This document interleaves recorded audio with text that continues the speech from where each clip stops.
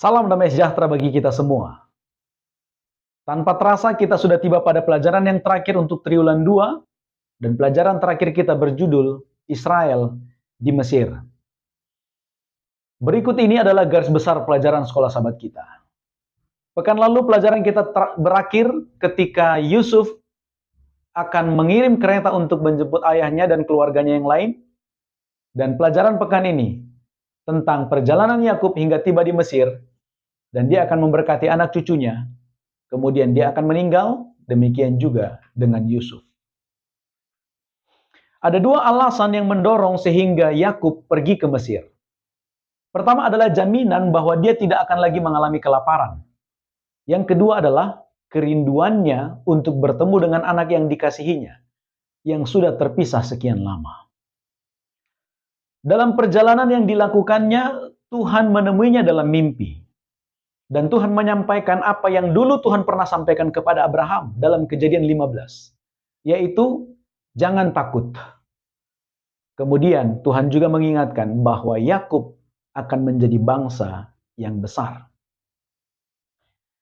Namun bedanya adalah, pada waktu Abraham melakukan perjalanan dari Ur Kasdim menuju tanah Kanaan, dia berangkat tanpa keturunan atau tanpa anak.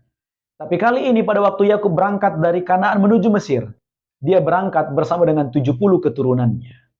Kita dapat melihat janji Tuhan mulai perlahan digenapi. Akhirnya Yakub tiba di Mesir, di tanah Gosen, dan Firaun menerima mereka dengan baik. Pada satu kesempatan ketika Yakub dapat bertemu dengan Firaun, Yakub memberkati Firaun dalam Kejadian pasal 47 ayat yang ke-7. Ini menandakan bahwa memang benar keturunan Abraham akan menjadi berkat bagi bangsa-bangsa. Sebagai rasa terima kasih dari Firaun kepada Yusuf, dia ingin mengangkat saudara-saudara Yusuf yang datang ke Mesir itu untuk bekerja baginya. Tetapi Yusuf menolak tawaran itu.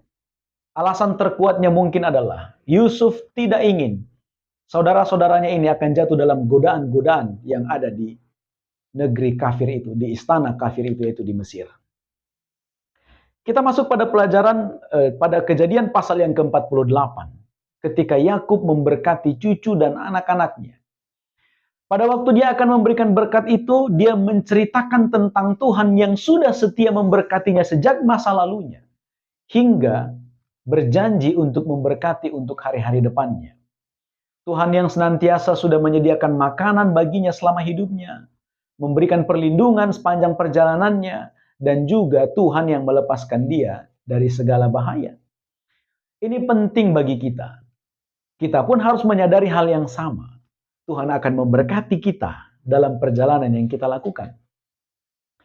Kemudian Yakub memberkati Manasye dan juga Efraim.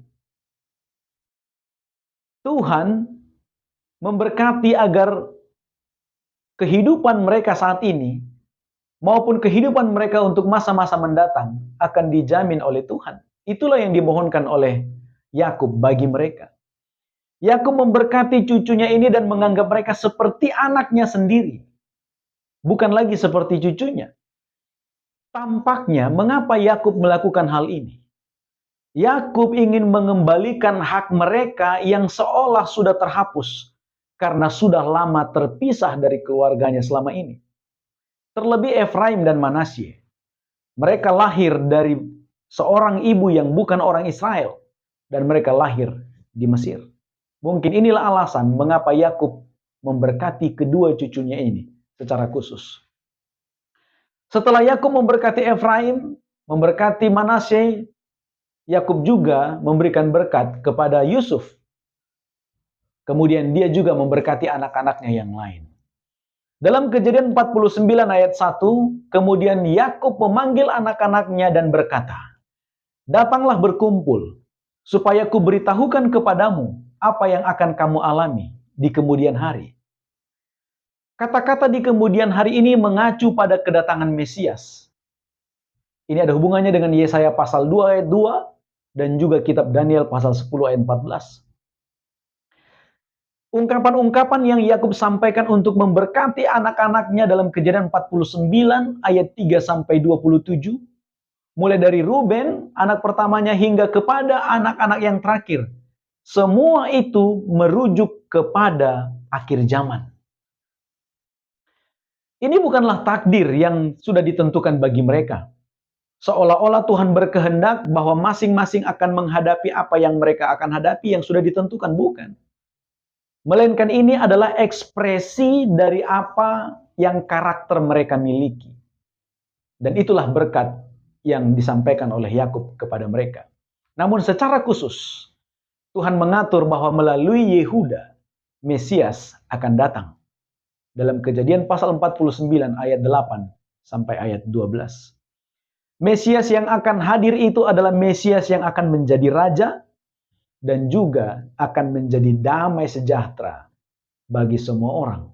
Itu dicatat dalam kitab Yesaya pasal 9 ayat 6 dan ayat 7. Dalam bagian terakhir kitab Kejadian ada 4 hal penting yang dipenuhi dengan harapan yang patut menjadi pelajaran berharga bagi kita. Yang pertama adalah harapan bahwa Israel akan kembali ke tanah Kanaan. Ketika Yakub akan meninggal, dia meminta agar dia dikuburkan di pekuburan keluarga di Gua Makpela, tempat di mana Sarah dikuburkan. Dalam kitab Kejadian pasal 49 ayat 29 itu permohonan Yakub. Dan ketika dia akan dikuburkan, ketika sudah meninggal, seluruh anak-anak Yakub berangkat bersama-sama untuk menguburkan Yakub di tanah Kanaan.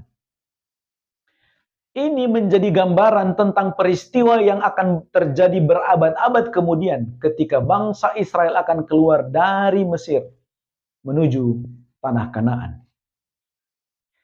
Kemudian yang kedua, harapan bahwa Tuhan akan mengubah kejahatan menjadi kebaikan. Saudara-saudara Yusuf takut.